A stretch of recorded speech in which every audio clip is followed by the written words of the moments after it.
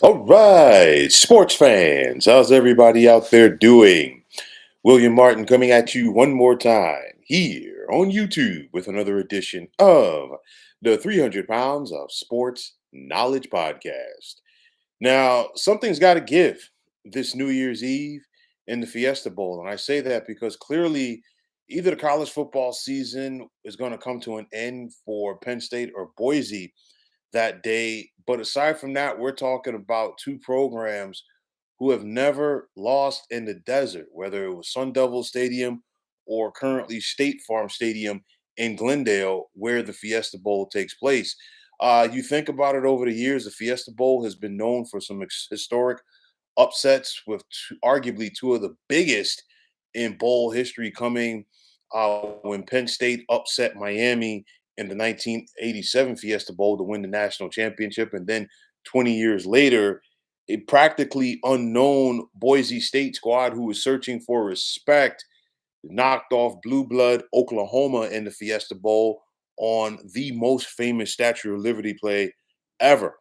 And this year's Fiesta Bowl should be a dandy as well because you got two programs, in my opinion, that are going to be searching for respect. Yes, Penn State won a playoff game today, their first college football playoff win in program history.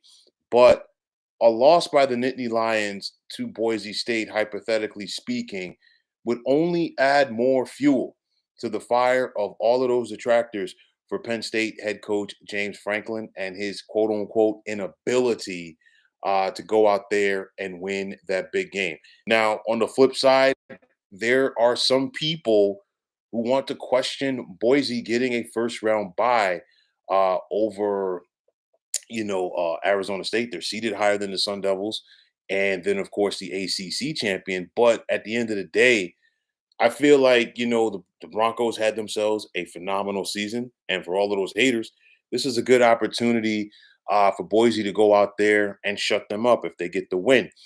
So you look at it, and I think this is going to be a phenomenal game. I'll talk about it more in the lead up to the college football quarters, but nonetheless, you think about all eyes are going to be on Boise State running back Ashton Jeanty. We just saw him finish second in the Heisman balloting last week. And when you think about the key matchup, it's going to be Ashton Jeanty going up against this Penn State defense. And it's going to be all eyes on Jeanty from the Nittany Lions. So, with that said, something's got to give because Penn State finished their regular season ninth in rush defense in the nation. And you know that Boise does not waver from their ground game with one Ashton Jeanty. So that's going to be very interesting there. But nonetheless, you're going to have a well rested Broncos team taking the field in the desert against a Penn State team that won today. They were able to stay in rhythm with their dominating win over SMU at home. And if you're Penn State, so far, so good as far as life after Bo Prabula. And the reason why I bring it up, it's not that often that a backup quarterback is important to a team's offense. But, we saw Penn State have a lot of packages for Bo Prabula throughout the season, sometimes having both him and starting quarterback Drew Aller in the game. And of course, we know Bo Prabula is in the transfer portal now. He's no longer at Penn State. And you just had to wonder if that was going to affect them. But, credit to this Penn State coaching staff. They had their team ready to play offensively today. Drew Aller played some good football. And I think there's going to be some carryover to the Fiesta Bowl going forward for this Penn State team. Make no mistake about it.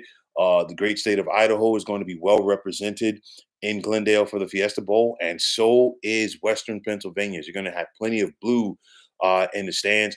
Looks like Boise is going to be rocking orange that day. You think about it, all of those times that they did win this Fiesta Bowl, they had on orange pants and white jerseys. So maybe that trend continues for this contest. But nonetheless, Boise head coach Spencer Danielson definitely is going to be preaching an us against the world mantra, to his team leading up to the Fiesta Bowl. Why? Because already Vegas has installed the Broncos as 10-point underdogs going against Penn State. So you look at this game and the keys for Boise. as far as trying to go out there and get a win. Make no mistake about it. The Broncos are going to stick to who they are. They run the football, and you can expect a healthy dose of Ashton Jeanty. On the flip side, for Penn State, clearly they want to go out there and slow down Ashton Jeanty and maybe make Maddox Matson and this passing game beat them. But you think about it, Penn State wants to slow down Jeanty. They want to keep Boise State in second and long and third and long situations to allow their great pass rushers, a la Abdul Carter, to go out there and tee off. So I think it's going to be a cat and mouse game. It's going to be a difference in styles as far as who's going to try to go out there and win out. And then this Boise defense, what are they going to do against the likes of Drew Aller? But make no mistake about it, Penn State can mix it up running the football as well. I think this game is going to be won in the trenches, and I think it has the makings of being a phenomenal matchup in about 10 days.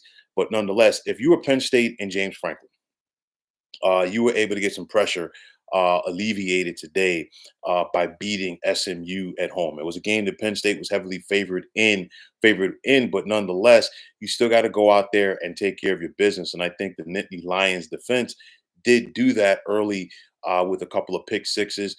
SMU was trying to get the crowd out of the game in Happy Valley.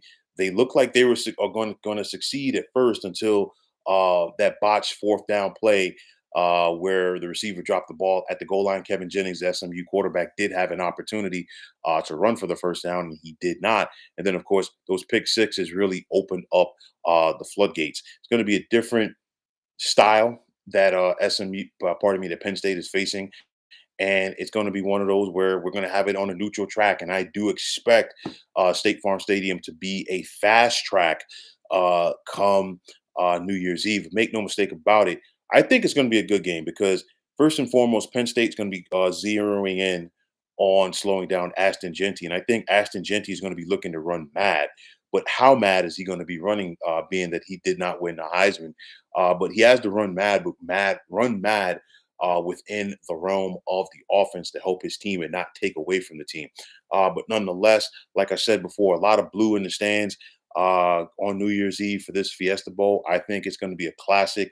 Two teams. You got a power conference team, Penn State out of the Big Ten, and of course Boise out of the Mountain West. But still, I think both teams are going to be searching for respect in that game as they look to get to the semifinals. But nonetheless, big time matchup coming up in the desert between Boise and Penn State. Stay tuned because I will be talking about this game a little bit more the closer we get to kickoff on New Year's Eve. And I think we are in store for a dandy in Glendale between these two squads. But nonetheless, folks, that is going to wrap it up. And as always, I want to take this time out to thank each and every one of you for tuning into the 300 Pounds of Sports Knowledge podcast here on YouTube. I want to take this time out to thank all of you fine folks out there for tuning in. And if you have not already, please feel free to subscribe to this channel. Now, if you're on the X, formerly known as Twitter, please feel free to follow me at 300 Pounds of Sports. And like I always say, if you follow me, it will be my pleasure to follow you right back. There's also the sports discussion group on Facebook at the Sports Depot 365. Now you can check it out. Drop a line and be a part of one of the better sports debating sites going on social media. So once again, fine folks, my name is William Martin, and I am signing off. And I'm saying take care and have yourselves a wonderful day.